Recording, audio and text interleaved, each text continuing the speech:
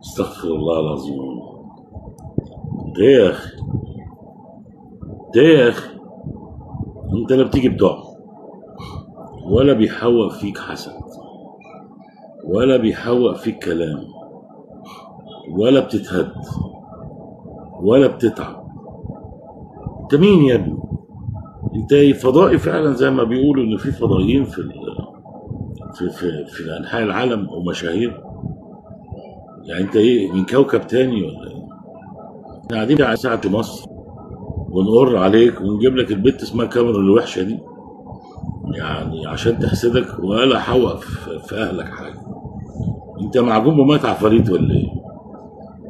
حتى انجلترا اللي قلنا فيها الرمق وفيها الامل، يعني بقت قلبت، بقت قطة في الشوط الثاني. يعني الارجنتين بقت تخصص المكسب في الدقائق الاخيرة. يعني دي مش روح البطل، دي جرينتة البطل، يعني جرينتة الخام للبطل، وانه ما بيحبش يتهان في اخر الدقايق ولا اخر ايامه، فبيموت نفسه لدرجة ان احنا حسينا ان انجلترا ملهاش اي وجود خالص. يعني قضية فوكلاند اتحلت بفوز الارجنتين على انجلترا النهارده. يعني حسبي الله ونعم الوكيل في ميسي واعوانه. بس بنشوف كرة حلوة ابن الذين لما بيمسك الكورة حس بخطورة، أول ما يسقطها في المنطقة يعني تيجي لك مغص، لازم تبقى خطر. يعني سبحان الله، يعني موهبة. هنعمل ايه طيب؟ موهبة. بس ده ما يمنعش ان احنا جامدين قوي حتى على الارجنتين. يعني احنا ما شفناش الفريق المصري بهذا الخوف والجبن زي الفريق الانجليزي او الفرق اللي بتقابل الارجنتين.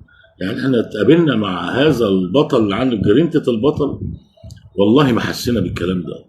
يعني مفيش الا العشر دقايق الاخرانيين، احنا لو كنا حافظنا ودافعنا ونزلنا حسام عبد المجيد والولد حمزه عبد الكريم ياخدوا الكور العاليه اللي بيسقطها ميسي، ما كانش حصل اللي حصل. بس هو في اكتر من بيرجهام ده وهاري كين واطول منهم جوردن والناس دي، هو في اطول منهم اصلا؟ ده انا شفت كين، هاري كين بيحضن ميسي، حسيت انه يعني ابنه جاي من المدرسه وبيحضنه عطفا عليه. يعني البطل له مواصفات. المباراه النهائيه مع اوروبيه لاتينيه، مش عارفين ايه اللي هيحصل. هل الارجنتين برضه هتحول ولا اسبانيا هتاكلهم؟ والله ما بقاش في، كل شيء بقى جايز. بس انا اعتقد يعني الدفه او المؤشرات بتقول ان ميسي رايح ياخد كاس العالم للمره الأولى. حسبي الله ونعم الوكيل، حسبي الله ونعم الوكيل. حكم، ما حدش كلمنا على الحكم. اسماعيل ده، اسماعيل فتاح ولا فتاح يا عليم؟ اسماعيل فتيحه ولا فتوح، مش عارف.